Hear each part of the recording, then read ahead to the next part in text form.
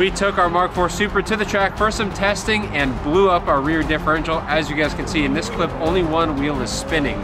In today's episode, we're gonna put this thing up on the rack, figure out what happened, and install some new beefy parts to keep this thing solid and strong. Let's get into today's video. Well, we've arrived back from Verona, where Ricky was testing the... I was testing the endurance of the diff. We found an issue after the first pull.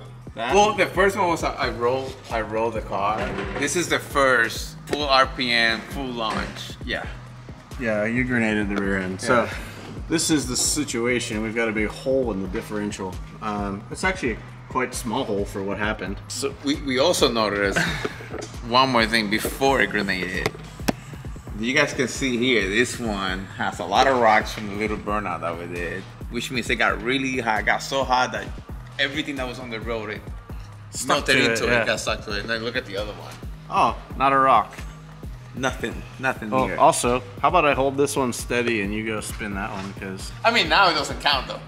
Now it doesn't count, but it was doing the same thing before. Kind of already doing this before. So we knew it was tired. We didn't know it was completely out to lunch. Ricky found out real quick that it's no longer working. Either that or even the twin turbos came with open diff? I'm not sure. No, I thought they came with, they had LSDs. They had LSDs for sure. So what we did was we got on the phone with a supplier out in Florida and actually picked up a proper rear end for this car. This is a Ford 9-inch using strange componentry. We've got a big buff. This thing looks like it belongs on a Hummer H2. Look at that thing.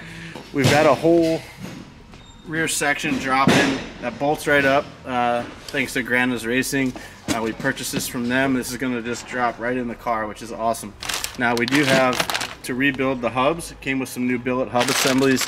We've got a new set of drive shaft shop axles that are rated for more horsepower, and an aluminum drive shaft shop drive shaft, which is also rated for more power. So now we've just, we're gonna be fixing one problem, but creating a new one, I think. You fix the rear end, and now what becomes the problem? The drive shaft? But we fixed the drive shaft, so what becomes the problem now? So it's usually drive shaft axles, and then diff, and then transmission. Yes. Right. So we've now moved the problem to the transmission, which, if you guys know Supras, the V160 is a pretty sought after 6-speed transmission, and it's great for these cars. Unfortunately, it's very cost prohibitive. So we've got what equates to about a $10,000 or $12,000 transmission in front of this bulletproof rear end that's gonna make, oh, hi, Mr. Quinn. Hello. Hey, you're back. That's gonna make us do wheelies, apparently. Hey, calm down, bro. We're not doing wheelies. Ricky's doing wheelies. No. This is going to be the next failure point, so we've got to prepare ourselves for that. The nice thing is there are a lot of options out there. We can go H-pattern, we can go automatic. We need to sit down and decide what we want to use this car for long term and what's the right situation and solution. So also what our budget is, because you can spend a lot of money. I priced out a sequential already. It's about 17 to 20 grand for a proper sequential setup for this car. So.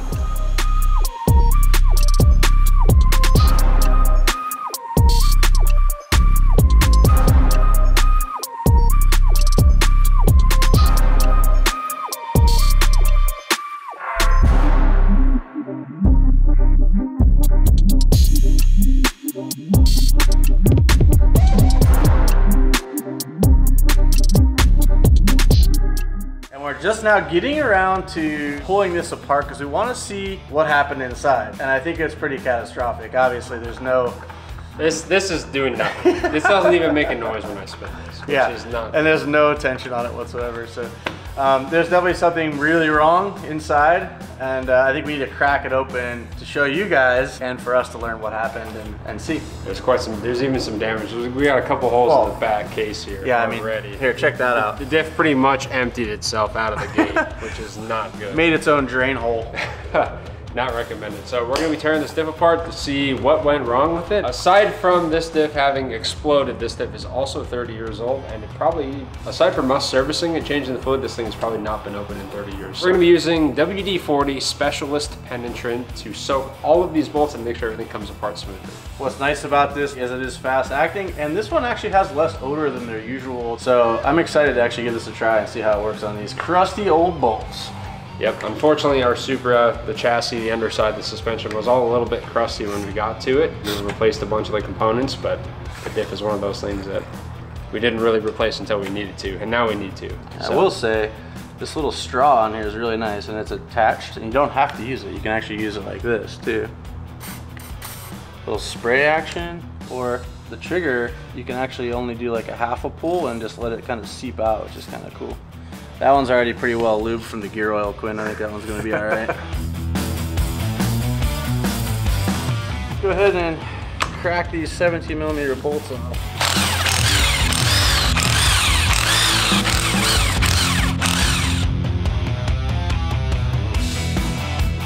All right, well that worked out good. If you guys have anything that's rusted, corroded, frozen in place, or stuck, definitely give this specialist penetrant a try. This is the first time we've actually used it. Works like a charm. You can actually see how it's seeped into the thread areas, which is really cool. All right, let's get this cover off.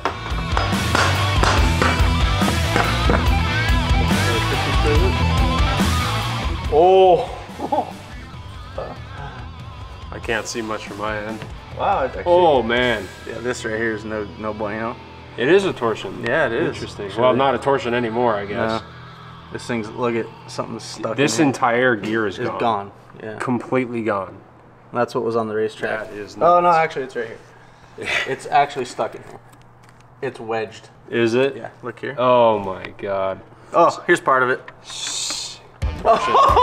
Here's all of it. Oh, no way. Dude, stick it. Look down in there. That is nuts. That there, guys, is what you call a catastrophic failure. But hey, at least our magnetic drain plug was doing its job. Do we have a single? Let's get a magnet and start fishing that. That's why it locked up. Oh my god. Like, this is gnarly. Wow. Look at Oh no. This one. Holy.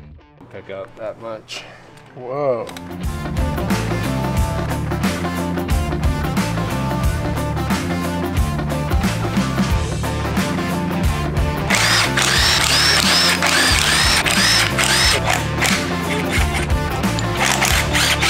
So it fell out of there. Most of it fell to the bottom, but the piece that went on top. I wonder what broke exactly.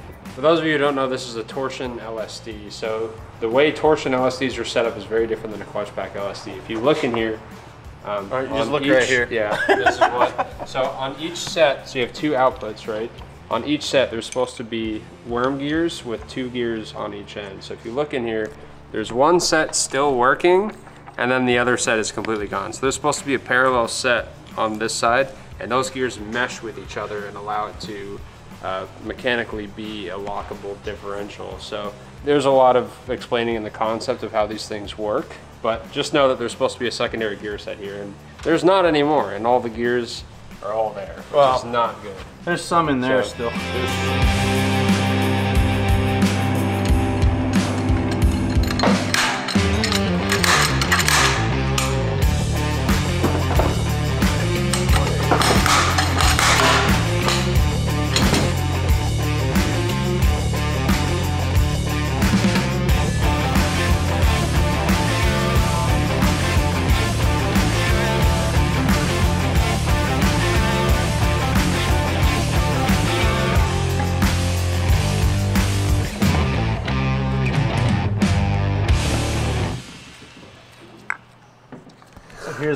Here's what messed us up right here, and it's wedged in the case.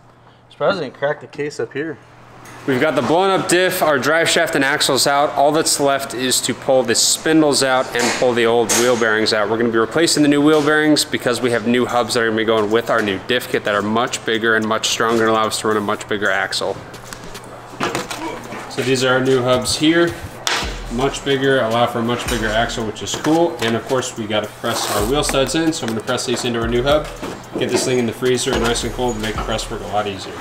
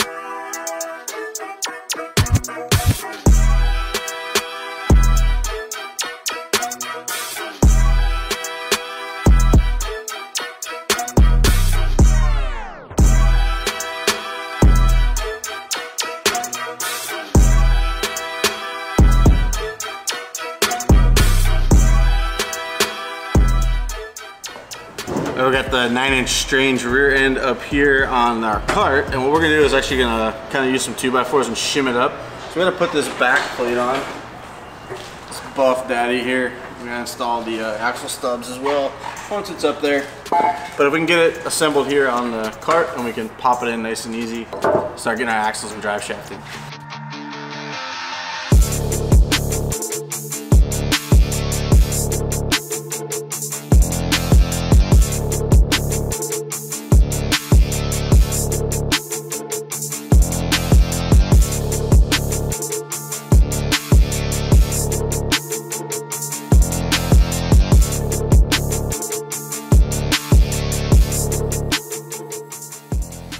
So as we go around this, we're torquing these down to 35 foot-pounds, which is Strange's recommendation for this center section. And we're just putting some cross-check torque seal on here. That'll let us know if these bolts ever decide to start coming loose. It's really bright orange, which is nice because it's easy to see. And it also creates kind of a seal. It's like a line. So like right here, if the bolt scoots over a little bit, you'll see it. Right. Break. Yeah. Oh. I always thought it was just a mark so that you know that you did it. Whoa. Is that the beefiest diff you've ever seen? This is definitely the beefiest beef we've seen in throttle. The beefiest one we've ever used, yeah. Oh, but personally you've seen bigger? Oh, I mean, I've seen people use these. Me personally, I have not had a need for this. I don't think anybody in the shop has had a need for this. No. Nobody else is pushing 1,000 horsepower in their personal cars. Yet. Yeah. Whoa. Yeah. I heard that. I mean, you don't know what the future may hold. I think he's up to something over there. Nah. Quinn and I are up to something. Oh, with Quinn. Ricky's still learning about it. Oh, Ricky don't know?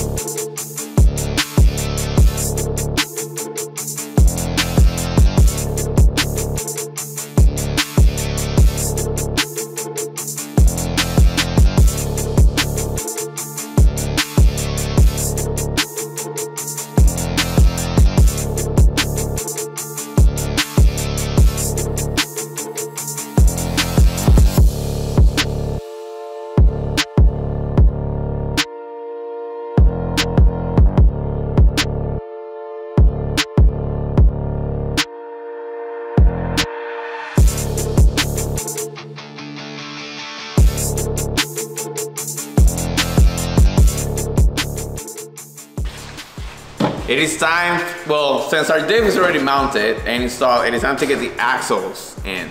And these axles came from the dry shaft shop, which the ones that we had before this one, they were also from the dry shaft shop, which they were rated for 1,300 horsepower, which is a lot of horsepower. These ones are rated for a lot of horsepower. So what, 6,400 horsepower? What does that mean? Billion. A billion? Let's just say that everything in the car could break except the axles. All right. Which is the reason why we had to replace the, not the spindle, what's it called, the hub.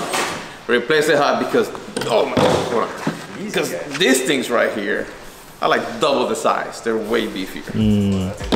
These things are heavy, like really heavy, which also means very powerful. And then we have a Ricky size, and then we have a wheel size. Yo, why is wheel size heavier? No, about the same. Cause why? And it gets the job done. I'm done with you, bro. I'm gonna put these things on.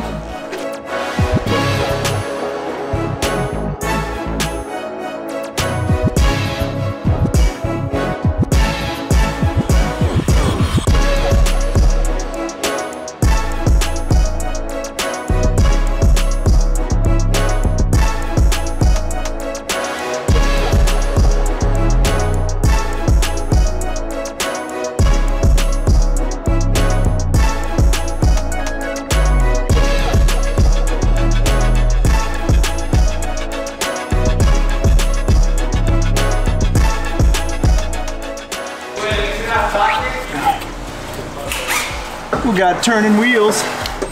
Now all we're gonna do is put this freaking drive shaft in, eh? The rear axles are in. Will went ahead and bumped those out. He's gonna go ahead and torque down the axle nut. And then that rear portion of the car will be done. Then we can focus on getting this big honking drive shaft in.